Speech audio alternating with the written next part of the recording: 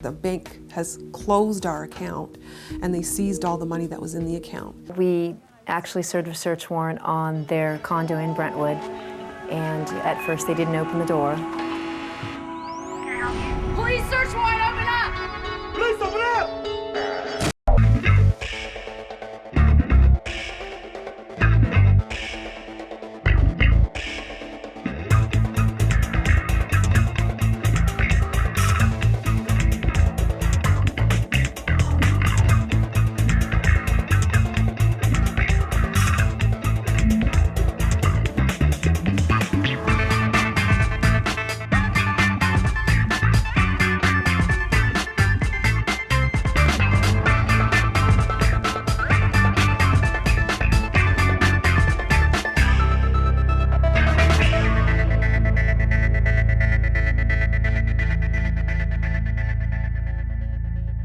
Who thinks twice about carefully using their credit card, especially when losses due to fraud are generally insured by the credit card company itself?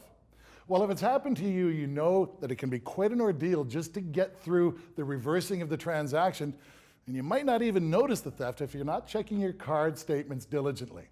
Well, that's what fraudsters are actually counting on, and they're stealing over $1 billion of our money every year. In this episode, we're going to show you how criminals use everyday places like gas stations and restaurants to steal your credit card information and then go on a spending spree at your expense. Police search warrant, open up! Police, open up! I never suspected that the restaurant did it. Two individuals decided to start an identity theft ring. And what they did was they decided to use waiters at places that you and I go to. And they preyed on people that are just eating dinner. I had stopped at the grocery store on my way home from work, and I attempted to use my card to pay for the groceries, and the card didn't go through. I had had lunch at a restaurant. When they took my card to pay for the dinner, they went and scanned it twice. And once they had the PIN that opened the victim account, they were able to then take all the money out of it. What we have here is evidence that was recovered from the execution of the search warrant on the home of the main suspects. This is an example of a skimmer that was given to one of the servers, and the server would place this in their apron. And once the customer at the restaurant would give the ATM debit card as a form of payment to the server would go to the back of the restaurant, would take the ATM debit card, and would just place it in, wait for the beep, and they would pull it out, and their information was then captured onto the skimmer. Pretty upscale restaurant, so I just didn't think anything like that would happen. They had software which they would take their own ATM debit card and put the victim's information on the back. They would then go into the bank with their own ATM debit cards and ask for a PIN change. They did go to the bank, deposited a check, and then withdrew money from the check. They were making counterfeit checks, and they would write the victim's name on the check. They then recruited very attractive women to go into the banks to inflate the balances with these counterfeit checks. And then they themselves or these runners would use the ATM debit cards that they created to withdraw all the money. I looked at my account, and about $8,000 it was overrun. Taking elaborate trips, they're living very high and owning lots of property and lots of nice clothes and cars. They actually lived in Santa Monica in a beautiful beachfront condominium where they lived off of everybody else's money for about a year. We actually served a search warrant on their condo in Brentwood, and at first they didn't open the door. What do we got? One room, 12 guys, split down the middle, no other entrance. We did end up having to bust the door down, and they were shocked.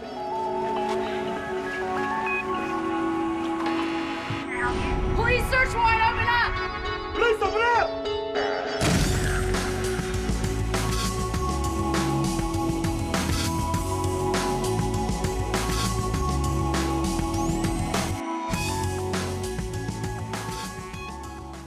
The two ringleaders, Matuzovic and Messagru, were from France. They came here and decided to prey on American victims and live the American dream through crime. We were able to bring money laundering charges that were brought by the IRS. We were able to bring mail fraud charges that were brought by the United States Postal Inspection Service. And we were able to look at their immigration status since they're from France because ICE was involved. We have two fugitives in the case. One, Shannon Camille Smith. The other is Yassine Albouri, who is a French national who is out of the country and has never been brought to justice.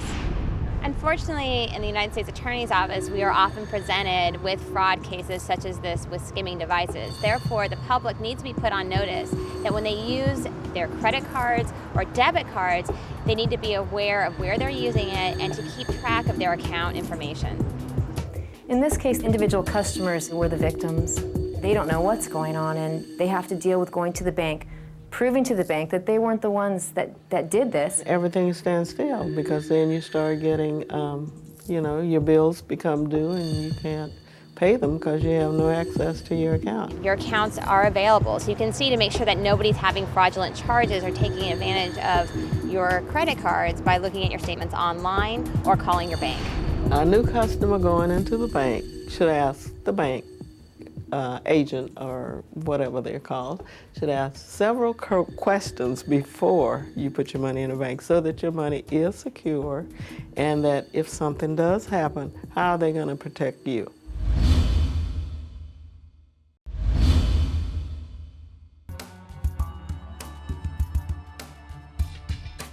I referred to Michael Holliday as a pickpocket in an Armani suit. With Michael Holliday, it's as if they took every aspect of investment fraud and put it into one personality. That is, that he used every tool in the book to become successful. Somewhere along the line, Holliday got big plans to become a big city success with lots of money and lots of power, so naturally he gravitated to Bay Street. He went up and down Bay Street for a couple of days, literally begging any of the brokerages to take him on. And his first day of work was called Black Monday, the day the stock market plummeted 20%. That's how Michael Holliday's career began, and I've always thought that's a bit of a marker of some sort.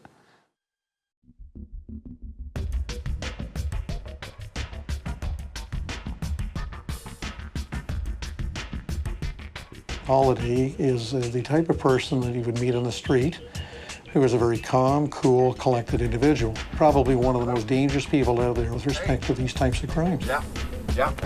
How does a scumbag like Holliday weave such a perfect web of deception so as to suck his victims in so quickly? One of the things about these fraud artists is they're not great geniuses. Everyone I've looked at, including Holliday, have essentially used very simple devices, all of them built on trust, and this is the important thing to remember. He was working for one of the major investment dealers. I knew it wasn't a fly-by-night brokerage firm. In my job, I was traveling about 10 or 12 trips a year, so it was very good for me, the amount of business travel I was doing, to have somebody that I could trust. And he explained that because of the fact that I was away so much, that the moves in the market were time sensitive, and because he couldn't always reach me, would I be prepared to give him discretion to trade when he saw it was appropriate.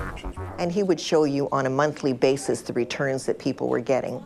And I did have a friend who also had gone to him as a client and was doing this kind of trading and was very happy with these phenomenal profits that he was making. Like it was like you couldn't miss. Michael Holliday was earning over $1 million a year in commissions.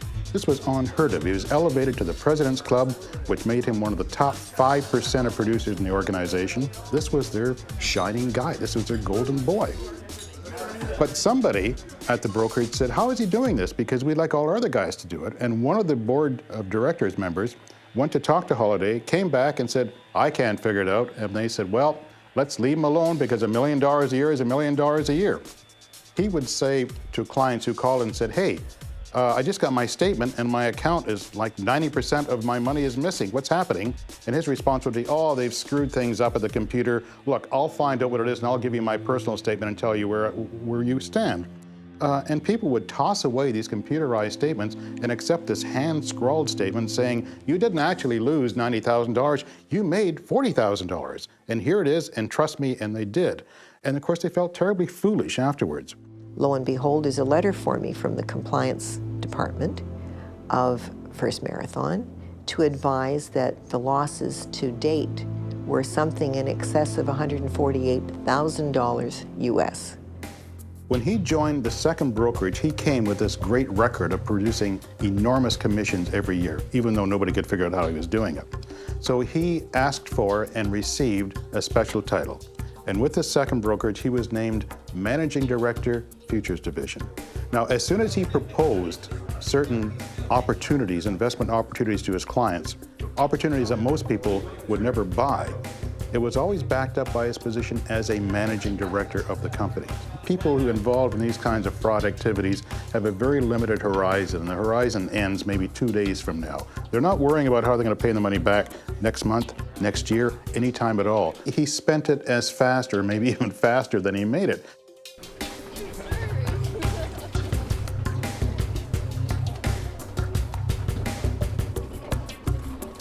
It wasn't long before I guess they had enough complaints from other clients who were getting nervous, and what he was doing was just shifting the money around from one client to another. That over his period of about 3 or 4 years, he stole something beyond $20 million. And when he was finally caught, there was nothing left. The worst horror story to me was that his wife's sister had given birth to twins, and they died just shortly after birth. And Michael was going to pay for this sumptuous funeral, and they were buried in Mount Pleasant Cemetery. And then he didn't pay for the burial. So they had to dig up the babies and move them to another cemetery. It didn't seem to bother him that what he was doing with people's livelihoods and life savings resulting in ruining families, breaking families down, and people considering taking their own lives. There is actually no remorse. Certainly there was none at the trial or at the time of conviction as well. He felt he was victimized even as he's being led out of court. Interestingly enough, for the first half of his preliminary trial, he was represented by a very high-profile criminal lawyer. The second half, he represented himself because the lawyer simply wouldn't believe him anymore. Now, if your own lawyer doesn't believe you, I mean, what does that tell you? At his preliminary trial, the second half, and at his full criminal trial, which lasted 3 months, Michael Holliday represented Michael Holliday, and the judge bent over backwards to persuade him to ask the questions, to defend himself in an effective manner, because she did not want an appeal to be won. Even at that, he was declared guilty on all the charges. He was sentenced to a total of just under 9 years in prison.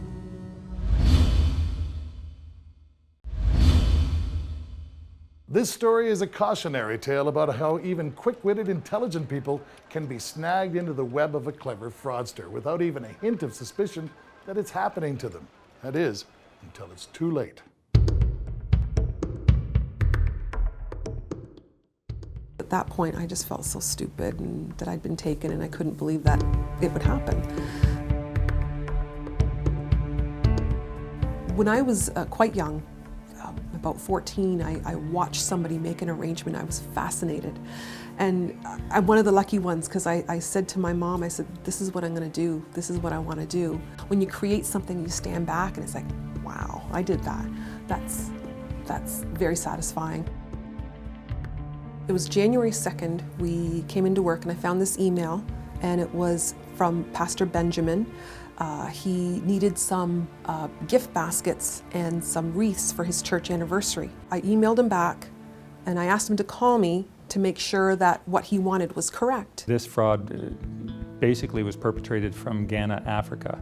There are no jurisdictions on the internet. It's worldwide, it's instant contact, and there are no borders. Within minutes, he was on the phone. Hi, Rosanna, how are you? Yeah, okay, so I'm gonna need 300 gift baskets and 300 wreaths. Because it is a larger order, we do need payment up front, and that wasn't a problem. He sent the payment through with 4 different credit cards. It actually went through our POS, started ordering bounce. So I physically had the money in my bank account. That's when we started ordering baskets and chocolates and wreaths. He actually paid for the shipping charges with credit cards, and then I, in turn, took that money and went to Western Union and shipped the money to his shipping manager. He sent me the money. I went back to Western Union, shipped that over. Just in Miss Yeoman's case, we would have seen those signs. And the first sign we would have seen after listening to her tell us about this opportunity, you know, for these wreaths to be made, we would have said to her, okay, well, how are you sending this money? How are you getting paid? And once we would have heard the words money transfer, money wire, that would have been a red flag for any person in the BBB office to say, stop, wait a minute. Since Rosanna thought she was using the so-called pastor's money, she also followed his instructions, no matter how unorthodox, to the letter. He would pick up the money and he would call me as soon as he picked it up. Thank you very much, I've picked up the money. The next day, he ordered some more, so the shipping charges were more. The next amount was, I believe, around $2,300. The next amount was over $5,000. It was $5,600 or $5,700. Again, he paid me the same routine over and over. My bank manager called me and said, something's really fishy, it's not sitting right with me. I didn't believe him. I thought, no, he's being a great manager, he's just being cautious. I didn't feel that feeling until the next day when I found an email from a gentleman in Amsterdam from ING. Which is the credit card company. Basically in the email had said, you've started receiving orders January 1st for large amounts, don't ship them, it's all fraudulent cards.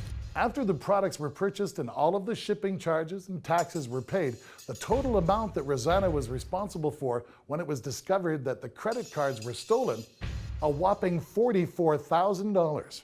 The secretary? She could be behind that desk. Randy Drum. What had happened was when Rosanna had realized that she had been victimized, she started to become concerned about any fallout that might come her way. She contacted her lawyer's office and a friend that worked in the lawyer's office. That person, through our past dealings, contacted me and said, can you take a look at this and see if we can help Rosanna out or see who perpetrated this fraud against her. I asked him questions about his church only because I had interest in it, and he answered all my questions. Every question I had, he answered. There was a Christ the King Cathedral, but there was no Pastor Benjamin Wallace, who this gentleman said he was. It was very upsetting. Rosanna's an honest person. She's a hardworking person. Within her business, I know that she was struggling, and to deliver that type of news to a good person who's been victimized like that is very difficult and very upsetting. And we called our insurance company. Our insurance company only covered $3,000 of it, and we're talking about $44,000.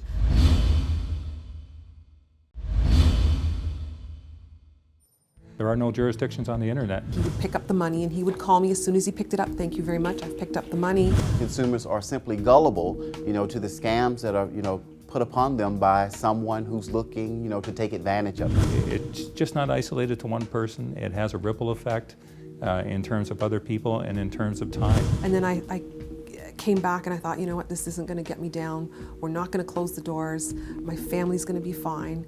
And we're just going to fight our way back. Unfortunately, it happens all too often. Sometimes consumers are innocent, you know, sometimes consumers are simply gullible, you know, to the scams that are, you know, put upon them by someone who's looking, you know, to take advantage of them. Officer Drum, he, you know, took a report. So at least now I had a police number, so that when I went to my wholesalers and said, look, I've ordered, you know, 300 baskets and 300 wreaths, this is what's happened, and I hopefully wouldn't get stuck for all that product. A lot of it was already shipped here, so it was already delivered, and a lot of it was food product, so that I was stuck with. Because Rosanna never actually saw the credit cards and never witnessed the signature, she has no recourse. She's on the hook for all of the money lost. The bank has closed our account, and they seized all the money that was in the account. She counted on that money in order to run her business, to support her family, to pay her employees, who in turn were coming to work expecting to be paid. I remember being there on a payday And Rosanna was extremely upset over the fact that she had to pay her staff and the money wasn't there to do it. And she was trying her hardest to facilitate. So it's just not isolated to one person. It has a ripple effect in terms of other people and in terms of time. I was a wreck for a couple of days, a lot of, like I say, a lot of tears. I thought we were, at one point I even said, we're done, close the doors, we're done. And I had a little pity party, and then I came back and I thought, you know what, this isn't going to get me down. We're not going to close the doors. My family's going to be fine, and we're just going to fight our way back. The local police knew that they simply could not get justice for Rosanna, so they advised her to take the story to the media. As soon as she went public, my phone started ringing. When the article was published, I emailed the article to a floral organization, and they posted it on their website. And I don't know how many emails they sent out, but I know how many phone calls I got. And there was other victims that called that were almost victimized but weren't because of the fact that the story was carried. And one gentleman had contacted me, and he had gotten involved with the same people to the point where he had obtained money through stolen credit cards unwittingly. And the money was deposited in his bank account, and he was just about to wire it through to the individuals when he heard about Rosanna's story. And he immediately stopped the transaction at that point and was able to get the money back to the credit card companies. I owe another $22,000, so it's still a hard pill to take, but that's where we're at now. A lot of tears, not wanting to get out of bed, but now I'm back, stronger than ever.